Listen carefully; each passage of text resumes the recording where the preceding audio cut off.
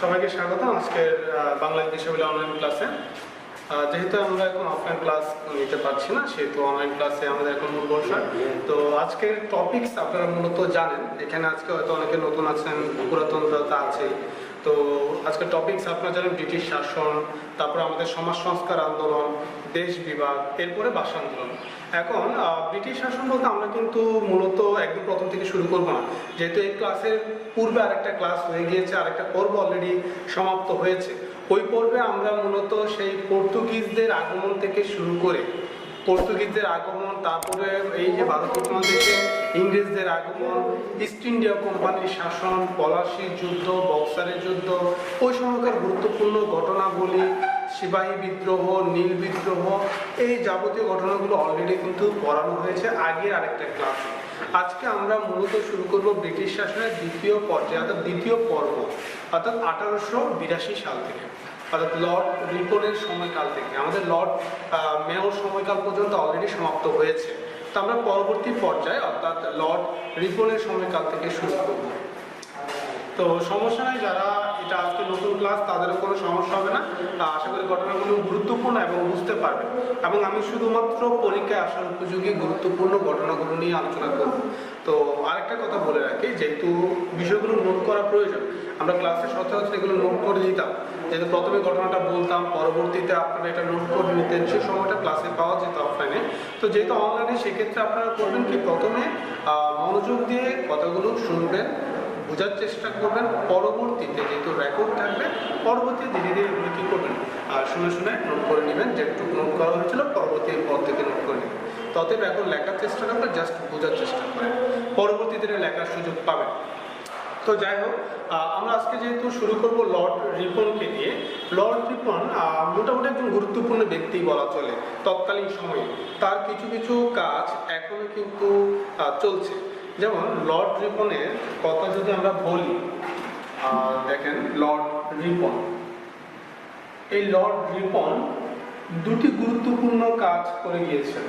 দুটি গুরুত্বপূর্ণ কাজ করে গিয়েছেন বলতে, তার মধ্যে সবচেয়ে সর্বাধিক গুরুত্বপূর্ণ কাজ যেটি, সেটি হচ্ছে হান্টার কমিশন গঠন। কি করেছেন তিনি? হান্টার কমিশন গঠন। এখন কথা হচ্ছে, এই যে হান্টার কমিশন বলেছি, এই হান্টার কমিশন জিনিসটা কি? হান্টার কমিশন হচ্ছে মূলত প্রাথমিক ও মাধ্যমিক শিক্ষা সংস্কারের একটা একটা কমিশন গঠন করা হয়েছিল, যেখানে মোট 7 জন সদস্য ছিল। মোট কয়জন সদস্য ছিল? 7 জন, তার মধ্যে একজন মুসলিম সদস্য ছিল। এই 7 জন সদস্য বিশিষ্ট যে হান্টার কমিশনটি, তার প্রধান ছিলেন কে? হান্টার। এবং এই হান্টার কমিশন প্রাথমিক শিক্ষা সংস্কারের জন্য, কি বলছি, প্রাথমিক শিক্ষার সংস্কারের জন্য, প্রাথমিক শিক্ষা সংস্কারের জন্য 36টি সুপারিশমালা পেশ করেছেন। কয়টি সুপারিশমালা? 36টি সুপারিশমালা। তার মধ্যে অত্যধিক গুরুত্বপূর্ণ একটা সুপারিশ হচ্ছে মাতৃভাষায় শিক্ষার প্রচলন। অর্থাৎ কি বলেছি? মাতৃভাষায় শিক্ষার প্রচলন, অর্থাৎ যার যেটি মাতৃভাষা সেই ভাষাতেই তাদের শিক্ষার ব্যবস্থা করে দেওয়া। এই মাতৃভাষায় শিক্ষার প্রচলন করতে গিয়ে তার যে ধারণাটা, সেই ধারণাটা আমরা সম্প্রতি দেখতে পেয়েছি। আমাদের সরকার 2018 সালে 5টি মাতৃভাষায়, অর্থাৎ উপজাতিদের 5টি ভাষায় প্রাথমিক শিক্ষার বই প্রণয়ন করেছেন। তার মধ্যে এগুলো হচ্ছে গারো, চাকমা, মারমা, ত্রিপুরা এবং সাবজি। যদি কেউ লেখা না দেখেন বা বুঝতে না পারেন, সমস্যা নাই, আমি মুখে কি বলছে সেটা শুনেই বোঝার চেষ্টা করেন। তা আমি আরেকবার রিভিউ করে দিচ্ছি। লর্ড রিপন 1882 সালে, আবার বলছি, লর্ড রিপন 1882 সালে এই হান্টার কমিশন গঠন করেন। এই হান্টার কমিশনের মূল উদ্দেশ্যই ছিল কি করা? প্রাথমিক ও মাধ্যমিক শিক্ষা সংস্কার করা।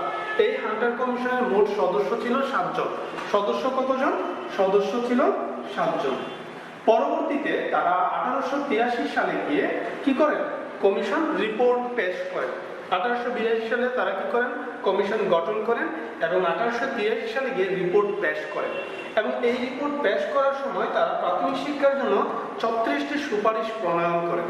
এই 36টি সুপারিশের মধ্যে অন্যতম ও প্রধান একটি সুপারিশ হচ্ছে মাতৃভাষায় শিক্ষার প্রচলন এবং এই মাতৃভাষায় শিক্ষার প্রচলনের ব্যাপারটা আমরা গত 2018 সালে দেখেছি। আমাদের উপজাতিদের 5টি ভাষায় কি কি, গারো, চাকমা, বাংলা, ত্রিপুরা এবং সাদ্রি, এই 5টি ভাষায় প্রাথমিক শিক্ষার বই প্রণয়ন করা হয়েছে। তাহলে সম্প্রতি কত সালে, 2018 সালে উপজাতিদের 5টি ভাষায়, কয়টি ভাষায়, 5টি ভাষায় প্রাথমিক শিক্ষার বই প্রণয়ন করা হয়। কথা ক্লিয়ার? এই হান্টার কমিশনের ব্যাপারটা ছাড়াও লর্ড রিপন আরেকটি কাজ করে গিয়েছেন, সেটা হচ্ছে ইলবার্ট বিল। সেটা হচ্ছে কি, ইলবার্ট বিল। এই ইলবার্ট বিলের মাধ্যমে ভারতীয়দের মূলত সরকারি চাকরিতে প্রবেশের একটা সুযোগ তৈরি হয় ইলবার্ট বিলের মাধ্যমে। পাশাপাশি ভারতীয়রা ইউরোপীয়দের বিচার করার একটা ব্যবস্থা এর মাধ্যমে প্রচলিত হয়। তাহলে হান্টার কমিশন আর একটা হচ্ছে কি, ইলবার্ট বিল। হান্টার কমিশন আমরা অবশ্যই স্টার চিহ্ন দিয়ে রাখবো যখন নোট করব, কারণ হান্টার কমিশনটা খুবই গুরুত্বপূর্ণ। হান্টার কমিশন আমি যেভাবে বলেছি ঠিক সেভাবে নোট করবেন। আর যারা পুরাতন স্টুডেন্ট তারা তো জানেন কিভাবে নোট করতে হবে। অবশ্যই লর্ড রিপন শিরোনাম হবে, পাশে সাব পয়েন্ট হবে হান্টার কমিশন। হান্টার কমিশন যে আপনি লিখবেন, হান্টার কমিশন গঠিত হয় 1882 সালে এবং এটি রিপোর্ট পেশ করেন 1883 সালে। এই কমিশনে মোট 7 জন সদস্য ছিল। তারা প্রাথমিক শিক্ষার সংস্কারের জন্য 36টি সুপারিশ পেশ করেন। তার মধ্যে অন্যতম একটা প্রধান সুপারিশ হচ্ছে প্রাথমিক শিক্ষায় কি করা, মাতৃভাষায় শিক্ষার প্রচলন করা। 2018 সালে আমাদের সরকার, কত সালে, 2018 সালে সরকার 5টি ভাষায়, উপজাতিদের 5টি ভাষায় প্রাথমিক শিক্ষার বই প্রণয়ন করে। ভাষাগুলো হচ্ছে গারো, চাকমা, মারমা, ত্রিপুরা এবং সাদ্রি। এই 5টা উপজাতির মাতৃভাষায় বই প্রণয়ন করেন।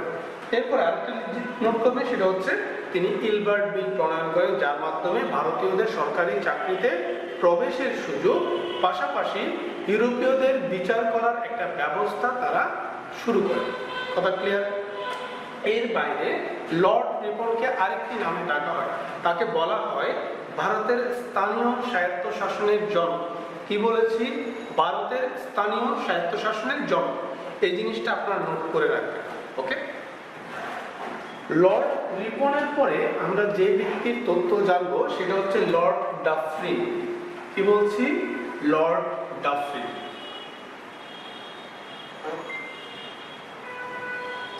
এই লর্ড ডাফরিন গুরুত্বপূর্ণ কাজ বলতে আসলে তার সময়ে একটা গুরুত্বপূর্ণ কাজ হয়েছিল। তিনি সরাসরি না করলেও সেটাতে তিনি পৃষ্ঠপোষকতা করেছেন। লর্ড ডাফরিনের সময়ে আমরা জানি 1885 সালটা একটা গুরুত্বপূর্ণ সাল।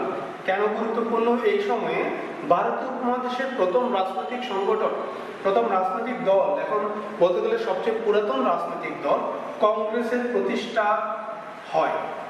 সেটাকে বলে সর্বভারতীয় জাতীয় কংগ্রেস। 1885 সালে লর্ড ডাফরিনের সমর্থনে সর্বভারতীয় জাতীয় কংগ্রেস প্রতিষ্ঠিত হয় এবং এই সর্বভারতীয় জাতীয় কংগ্রেসের মূল প্রতিষ্ঠাতা ছিলেন অ্যালান অক্টাভিয়ান হিউম। এই অ্যালান অক্টাভিয়ান হিউম সর্বভারতীয় জাতীয় কংগ্রেস প্রতিষ্ঠা করেন। আসলে ব্রিটিশরা চেয়েছিল তাদের সমর্থন করবে এমন একটি দল, তাদের সমর্থনে থাকবে এমন একটি বিরোধী দল। বিরোধী দল তবে কি থাকবে, তাদের সমর্থনে থাকবে এরকম একটা দল, যাতে তারা ব্রিটিশদের বিরুদ্ধেও কথা বলবে না। কিন্তু তো যাই হোক, অ্যালান অক্টাভিয়ান হিউম কংগ্রেস প্রতিষ্ঠা লাভ করে, মানে অ্যালান অক্টাভিয়ান হিউমের উদ্যোগে কংগ্রেস প্রতিষ্ঠিত হয় 1885 সালে এবং তাদের প্রথম সম্মেলন যখন অনুষ্ঠিত হয়, এই প্রথম সম্মেলনের সময় সভাপতি করা হয় উমেশ চন্দ্র ব্যানার্জিকে। কথা ক্লিয়ার? উমেশ চন্দ্র ব্যানার্জি হন প্রথম সভাপতি। এই লর্ড ডাফরিনের সময় তাহলে কি হয়েছে, কংগ্রেস প্রতিষ্ঠিত হয় 1885 সালে, প্রতিষ্ঠা করেন অ্যালান অক্টাভিয়ান হিউম এবং উমেশ চন্দ্র ব্যানার্জি ছিলেন প্রথম সভাপতি। কথা ক্লিয়ার? পরবর্তীতে এই কংগ্রেস প্রতিষ্ঠা ছাড়াও লর্ড ডাফরিন আরেকটা কাজ করেছেন, সেটা হচ্ছে প্রজাস্বত্ব আইন প্রণয়ন। এই প্রজাস্বত্ব আইন প্রণয়ন মূলত কি বা কেন করা হয়েছিল?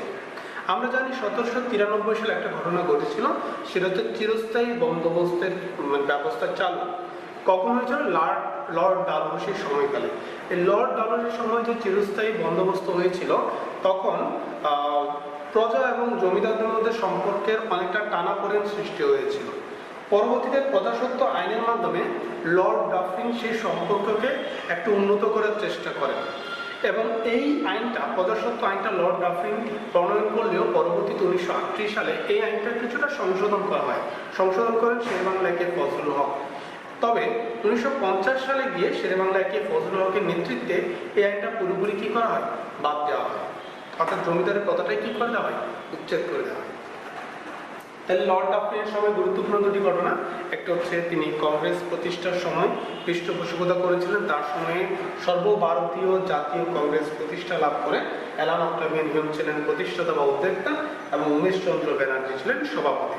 এবং তার সময় প্রজাস্বত্ব আইন প্রণয়ন করা হয়, যেটি ছিল প্রজা এবং জমিদারদের মধ্যে সম্পর্ক উন্নয়নের একটা প্রচেষ্টা।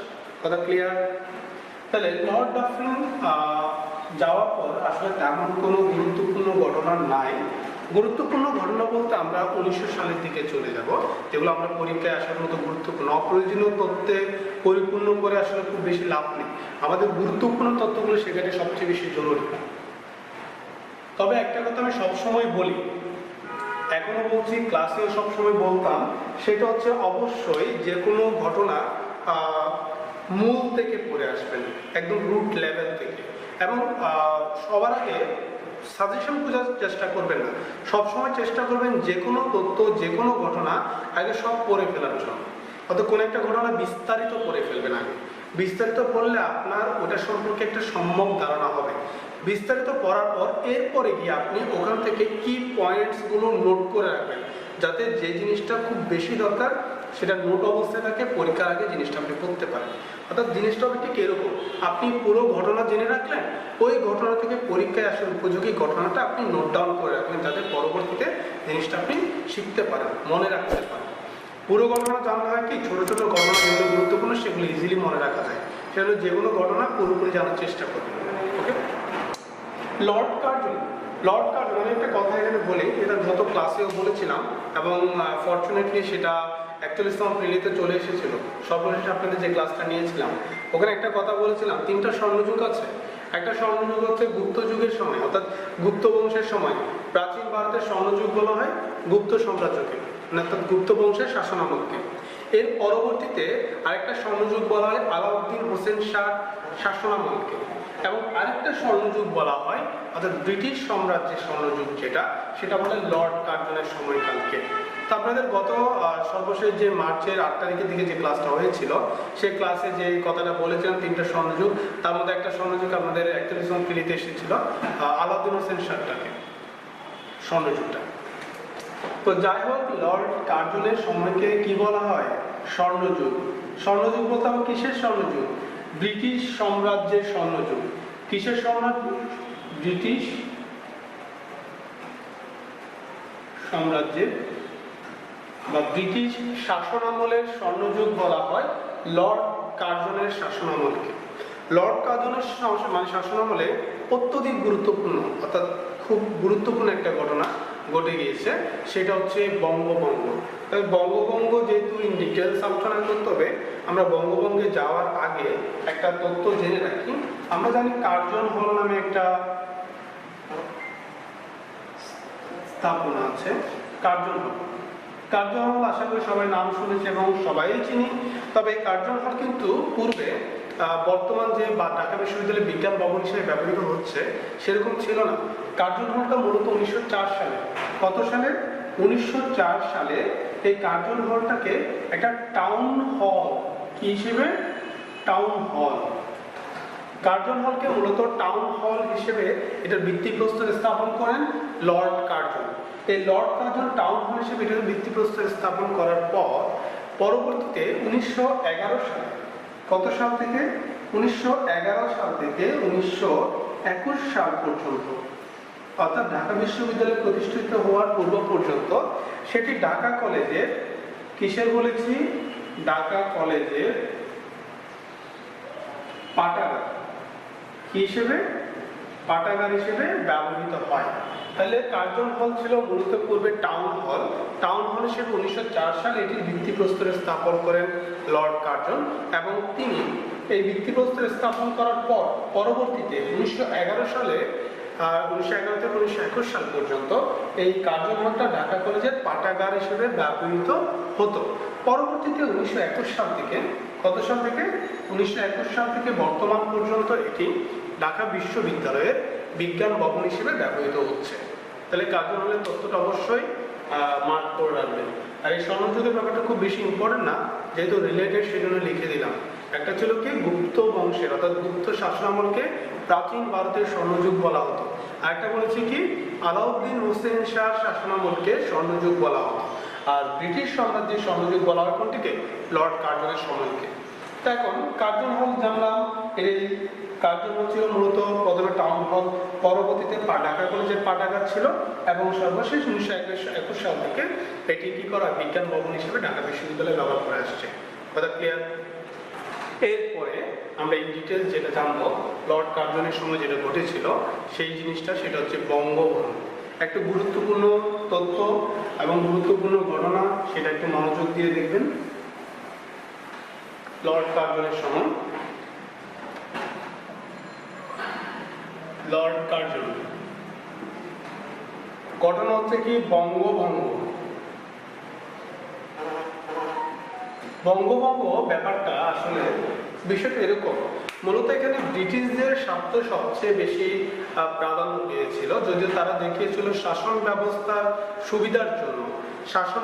সুবিধার জন্য সমগ্র বাংলাকে দুটি ভাগে বিভক্ত করা। একটা হচ্ছে পশ্চিম অংশে, একটা হচ্ছে পূর্ব অংশে, পূর্ববঙ্গ ও আসাম প্রদেশ, একটা হচ্ছে পশ্চিম বাংলা, যেখানে কলকাতা, বিহার, উড়িষ্যা এই অঞ্চলগুলো অন্তর্ভুক্ত ছিল। তাহলে তারা মূলত এটি প্রকাশ করেছিলেন কি হিসেবে? এটা ছিল শাসন ব্যবস্থার সুবিধা এই হিসেবে। এখন শাসন ব্যবস্থার সুবিধার কথা বললেও পরবর্তীতে এটা আমরা দেখতে পাই ব্রিটিশদের একটা তাদের একটা স্বার্থ বলা চলে। তো তারা মূলত এখানে ডিভাইড অ্যান্ড রুল অর্থাৎ ভাগ করো এন্ড শাসন নীতি, ডিভাইড সরাসরি লিখি ভাগ করো ও শাসন নীতি, divide and rule policy. Divide and rule policy বা ভাগ করো ও শাসন নীতি। এই ডিভাইড অ্যান্ড রুল পলিসি বা ভাগ করো শাসন নীতির প্রেক্ষাপটে তারা কি করেছিল 1905 সালের 16 অক্টোবর। কত সালে বলেছি? 1905 সালের 16 অক্টোবর। 1905 সালের 16 অক্টোবর তারা এটি কি করে? বঙ্গভঙ্গ করে, অর্থাৎ বাংলাকে দুটি ভাগে বিভক্ত করে। বাংলা দুটি ভাগে বিভক্ত হয়ে যাওয়ার পরে আমরা দুটি অংশ পাই, একটা হচ্ছে পূর্ববঙ্গ ও আসাম প্রদেশ, আরেকটা পাই আমরা হচ্ছে পশ্চিম বাংলা বা পশ্চিমবঙ্গ।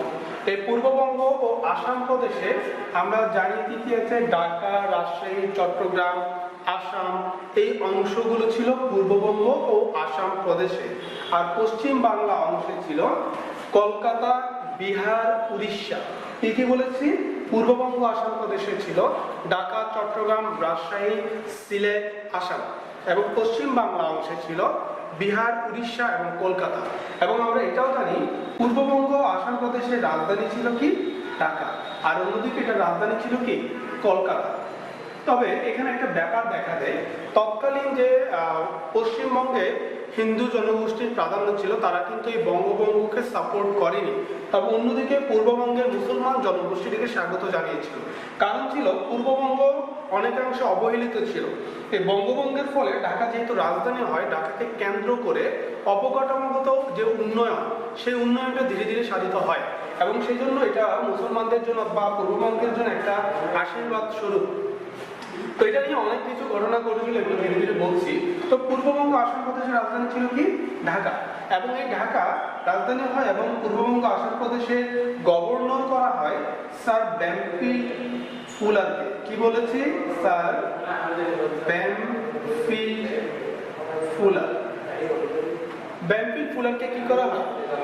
গভর্নর করা হয়। অন্যদিকে পশ্চিমবাংলা বা কলকাতা, বিহার ও উড়িষ্যা প্রদেশের করা হয় অ্যান্ড্রু ফ্রেজারকে। আপনাদেরকে একটা তথ্য বলে রাখি, বলা হয় তাকে বঙ্গভঙ্গের মূল পরিকল্পনাকারী কিন্তু অ্যান্ড্রু ফ্রেজার। কি বলা হয় একটু নোট ডাউন করে রাখবেন।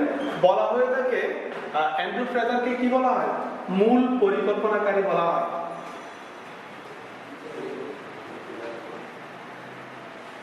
তাহলে আবার বলছি, পশ্চিমবাংলা অর্থাৎ কলকাতা, বিহার ও উড়িষ্যার রাজধানী ছিল কলকাতা এবং গভর্নর ছিলেন অ্যান্ড্রু ফ্রেজার, এবং বলা হয়ে থাকে অ্যান্ড্রু ফ্রেজার হচ্ছে বঙ্গভঙ্গের মূল পরিকল্পনাকারী।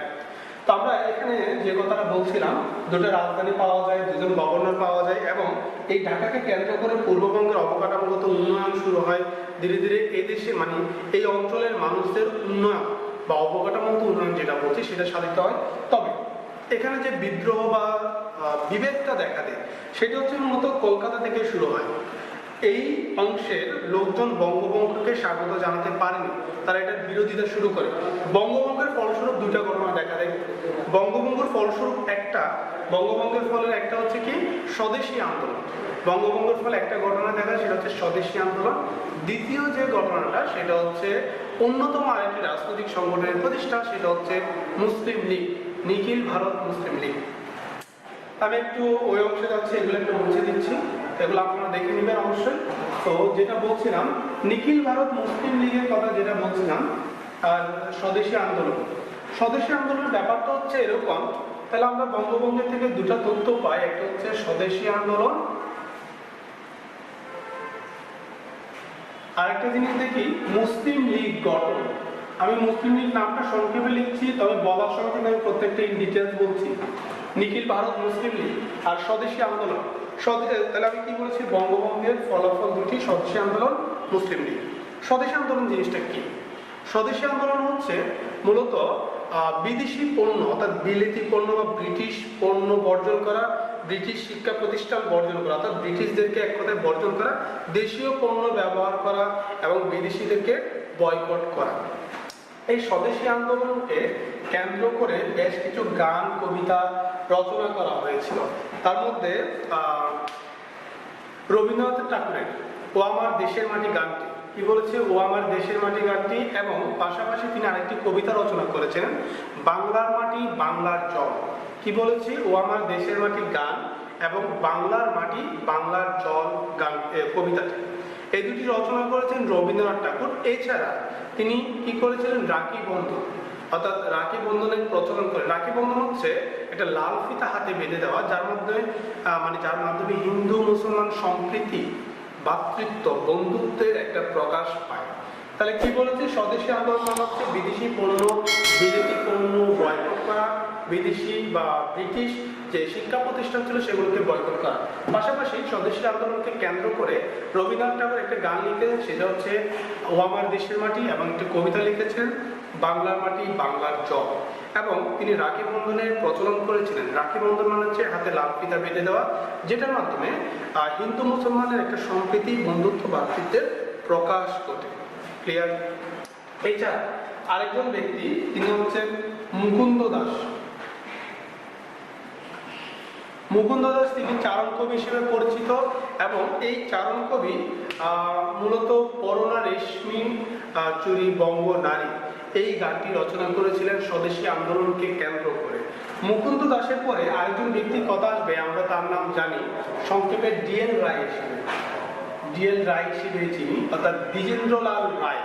এই দ্বিজেন্দ্রলাল রায় ধনে ধান্যে পুষ্পে ভরা আমাদের এই বসুন্ধরা গানটি মূলত স্বদেশী আন্দোলনকে কেন্দ্র করে লিখেছিলেন। এবং দ্বিজেন্দ্রলাল রায়ের এই গানটির পরবর্তীতে আমরা আরেকটা বিষয় দেখতে পাই, রবীন্দ্রনাথ ঠাকুর বঙ্গভঙ্গকে কেন্দ্র করে আরেকটি গান রচনা করেছিলেন। গান বলা, কবিতাও বলা চলে, আমার সোনার বাংলা, যেটা আমরা জাতীয় সঙ্গীত হিসেবে ব্যবহার করে আসছি। এটা মূলত রবীন্দ্রনাথ ঠাকুরের গীতবিতান কাব্যগ্রন্থের স্বরবিতান কাব্যে এটি কি রয়েছে, গীতবিতান কাব্যের স্বরবিতান কাব্যে। আমার সোনার বাংলা গানটি সর্বপ্রথম বঙ্গদর্শন পত্রিকায় প্রকাশিত হয়েছিল 7 অক্টোবর 1905 সালে। তাহলে কি বলছি, আমার সোনার বাংলা গানটি সর্বপ্রথম 7 অক্টোবর 1905 সালে বঙ্গদর্শন পত্রিকায় প্রকাশিত হয় এবং এই আমার সোনার বাংলা গানটি মূলত আমরা আমাদের জাতীয় সঙ্গীত হিসেবে ব্যবহার করে আসছি। তবে একটা কথা বলে রেখে, আমরা কিন্তু 10 চরণ ব্যবহার করি এবং তার মধ্যে 4 চরণ রাষ্ট্রীয় অনুষ্ঠানে এটা বাজানো হয়। যদি বলা হয় রাষ্ট্রীয় অনুষ্ঠানে জাতীয় সঙ্গীতে কয় চরণ বাজানো হয়, তাহলে সেটা হবে কয় চরণ? 4 চরণ। তাহলে এই ছিল বঙ্গভঙ্গের পক্ষে স্বদেশী আন্দোলন, মানে বঙ্গভঙ্গের বিপক্ষে স্বদেশী আন্দোলনের প্রেক্ষাপট। এবং স্বদেশী আন্দোলনের পরে আরেকটা গুরুত্বপূর্ণ ঘটনা, সেটা হচ্ছে মুসলিম লীগ গঠন। অর্থাৎ 1906 সালে 30 ডিসেম্বর মূলত নিখিল ভারত মুসলিম লীগ প্রতিষ্ঠিত হয়। তার প্রধান ছিলেন স্যার নবাব সলিমুল্লাহ। তার উদ্যোগেই মূলত এই মুসলিম লীগ প্রতিষ্ঠিত হয়, তিনি ছিলেন প্রধান উদ্যোক্তা। এই নিখিল ভারত মুসলিম লীগ গঠনের ফলে মুসলমানদের জন্য একটা নতুন রাজনৈতিক দল, তাদের কথা বলার জন্য তাদের একটা সংগঠন দাঁড় করানো হয়। এর মাধ্যমে মূলত ভারতীয় উপমহাদেশে আরেকটা গুরুত্বপূর্ণ ঘটনার জন্ম দেয়।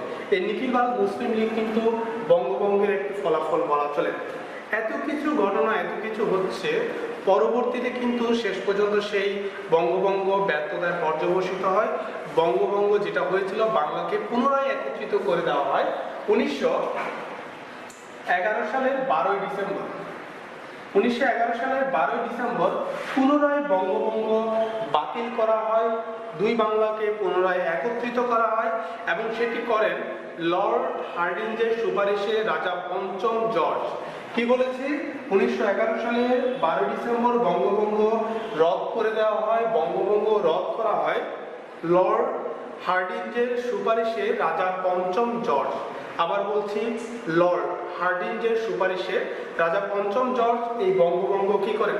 রদ করেন এবং কলকাতা আবার রাজধানী হয়। পরবর্তীতে কলকাতা থেকে রাজধানী সরিয়ে দিল্লিতে নিয়ে যাওয়া হয়।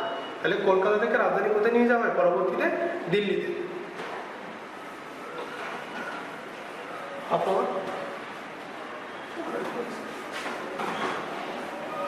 তাহলে আমরা মূলত এখন বঙ্গভঙ্গ পর্যন্ত শেষ করলাম। এরপর আমাদের দ্বিতীয় পর্যায় শুরু হবে। দ্বিতীয় পর্যায়ে আমরা এর পরবর্তী আলোচনাটা শুরু করবো। তাহলে বঙ্গভঙ্গ গুরুত্বপূর্ণ ঘটনাগুলো আপনারা অবশ্যই নোট ডাউন করে রাখবেন।